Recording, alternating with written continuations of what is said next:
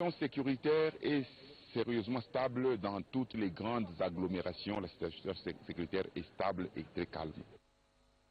Mais bien avant de présider cette réunion, le président de la République s'est rendu au parc national de Virunga à 1600 mètres d'altitude pour y visiter le Nikkei Lodge, cet hôtel construit par l'Institut congolais pour la conservation de la nature sur financement de l'Union européenne. Le DG de l'ICCN est au micro de nos reporters.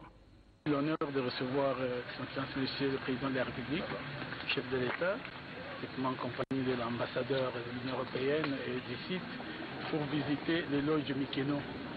C'est un lodge qui a été construit sur un fonds de l'Union européenne de 1 million d'euros et ça a permis de faire un lodge de 12 bungalows.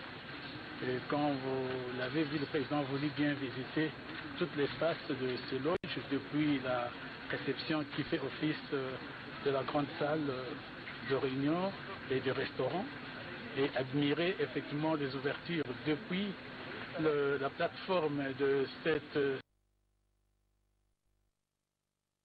aujourd'hui internationale. Vous avez le chien canine, ce sont une race, je pense bien suisse, et renifleur, ça nous aide en fait à capturer le braconnier. Dès qu'il a l'indice de ce que tu as touché en dernier lieu, il a reniflé cela. Jusqu'à 50 km, il va vous reconnaître et il va vous attraper. Ce siège ici que vous voyez, c'est le tout premier parc d'Afrique. Et ça, c'était l'état-major, c'était la résidence de tous les anciens conservateurs depuis l'époque coloniale. Nous avons un sanctuaire du gorille de montagne en captivité. C'est l'unique sanctuaire au monde du gorille de montagne. Et il a admiré ces gorilles de montagne qui sont là et qui sont en très bonne santé et qui font aujourd'hui une de très grandes ressources de notre pays.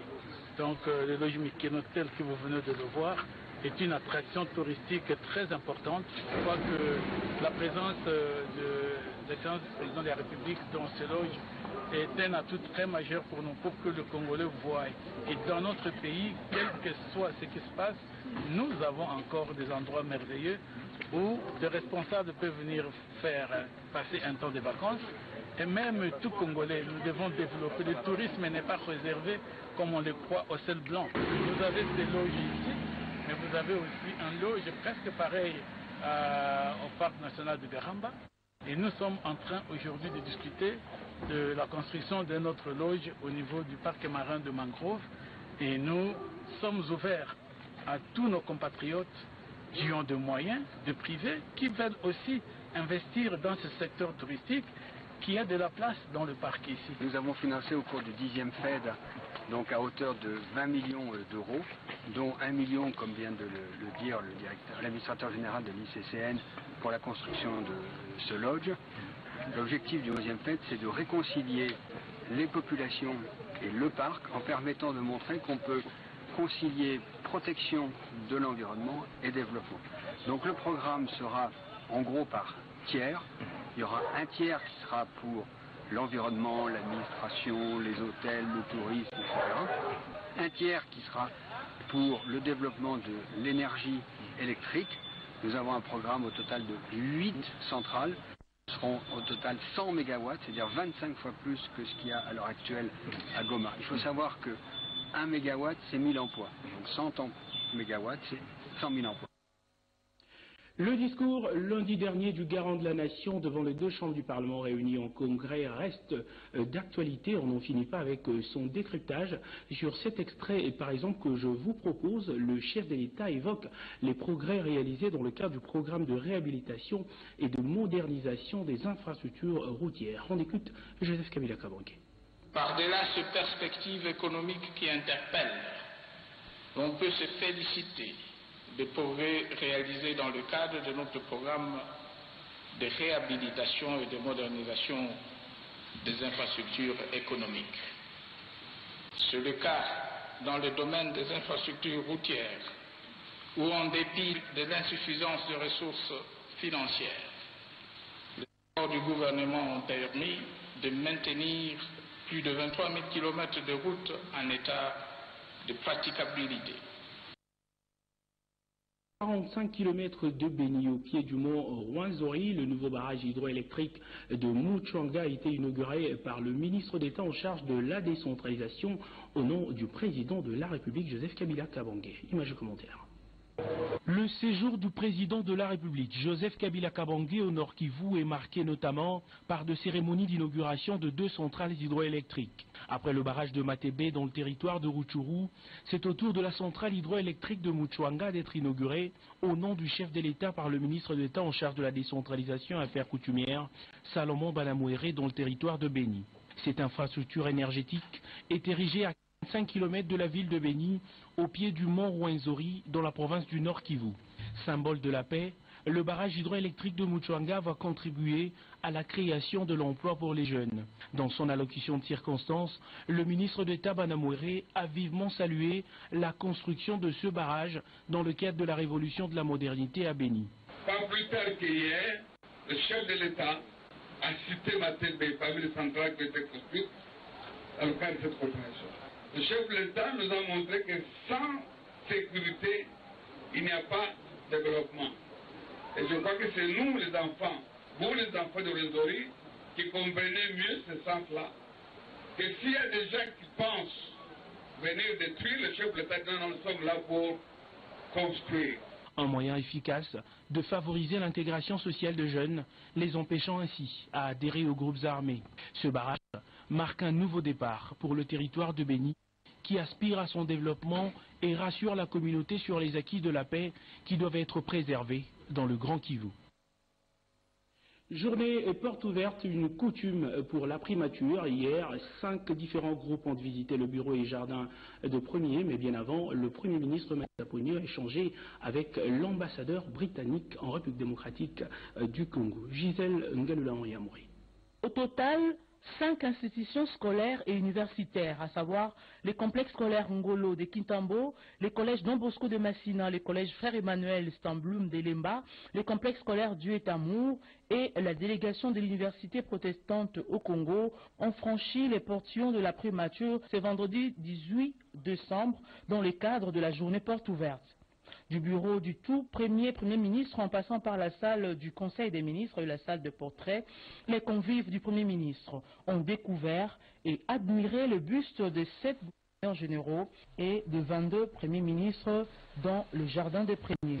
Ces visiteurs ont dans leurs allocutions félicité les gouvernements pour la modernisation de ces sites touristiques qui retracent l'histoire du pays. Le geste que vous manifestez prouve à suffisance l'importance que vous accordez au secteur éducatif, votre cheval de bataille inscrit dans les projets de société, la révolution de la modernité, initiée par son Excellence, le Président de la République, M. Joseph Kabila Kabange, qu'il trouve ici notre profond attachement.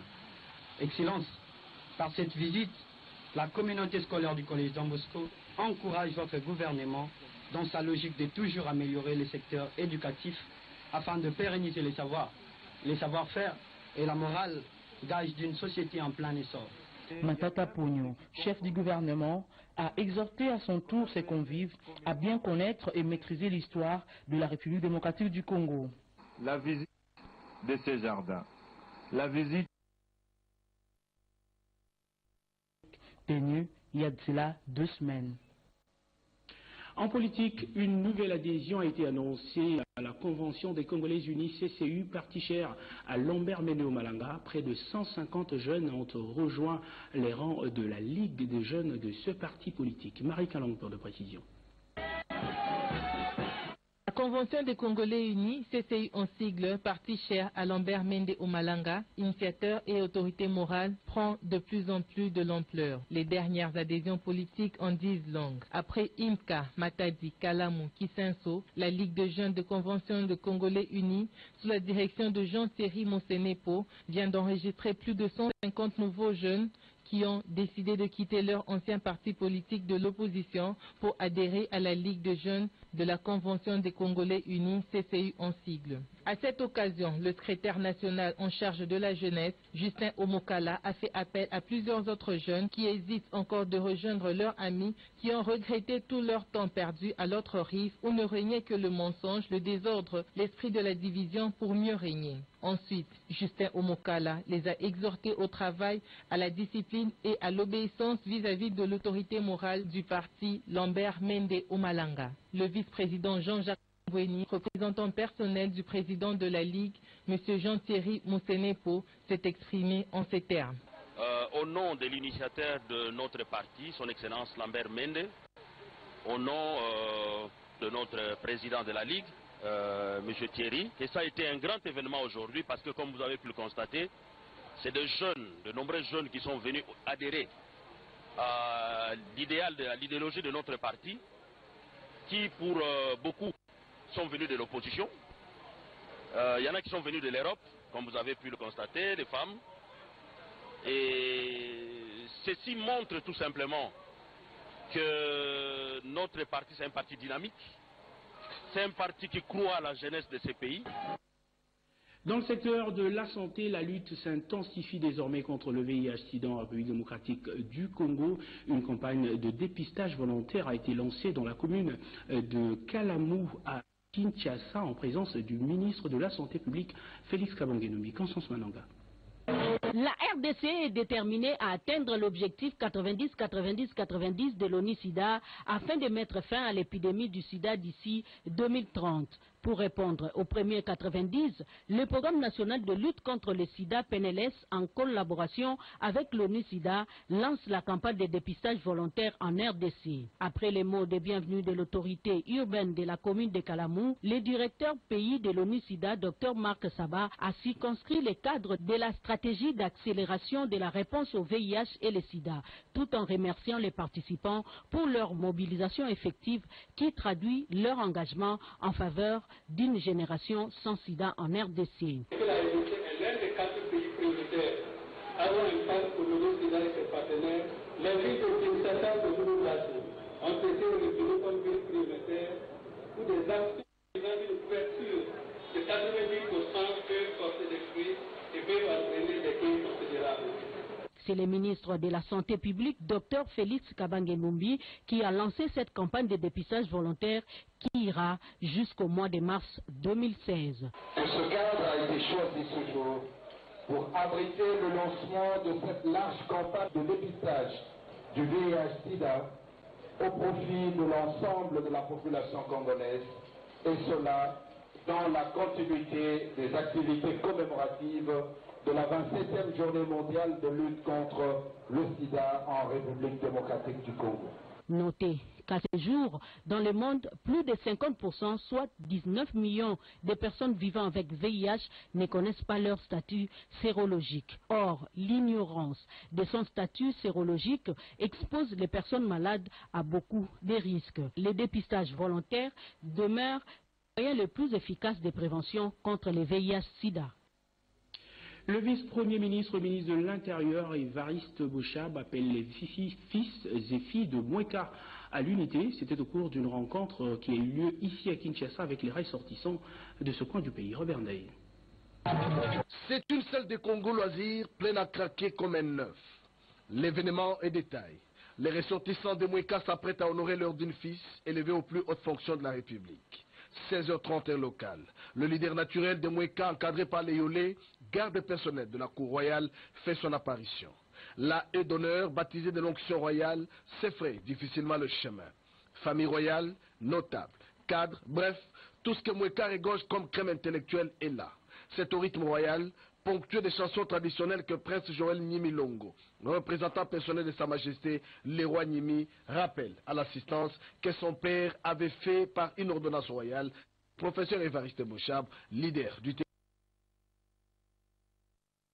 le chef Mweshi a saisi cette occasion pour remercier le chef de l'État congolais Joseph Kabila Kabange pour le choix porté sur les fils de Moueka. Évariste Bochab repart satisfait de cette rencontre des ressortissants de Moueka, une rencontre qui prône désormais l'unité du territoire de Moueka. Ce fut un plaisir de vous informer. Ce journal est complètement terminé. Restez branchés sur nos programmes. Au revoir.